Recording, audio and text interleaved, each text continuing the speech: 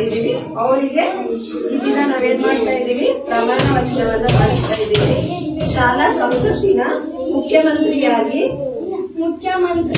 ನಾನು, ಉಪಮುಖ್ಯಮಂತ್ರಿಯಾದ ನಾನು, ಶಿಕ್ಷಣ ಮಂತ್ರಿಯಾದ ನಾನು, ಸಂಚಾರ ಮಂತ್ರಿಯಾದ ನಾನು, ಗೃಹಮಂತ್ರಿಯಾದ ನಾನು, ಗ್ರಂಥಾಲಯ ನಿರ್ವಹಣಾ ಮಂತ್ರಿಯಾದ ನಾನು, ರಕ್ಷಣೆ ಮಂತ್ರಿಯಾಗಿ ನಾನು, ನೀರಾವರಿ ಮಂತ್ರಿಯಾಗಿ ನಾನು, ನನಗೆ ನನಗೆ ವಹಿಸಿಕೊಟ್ಟ ವಹಿಸಿಕೊಟ್ಟ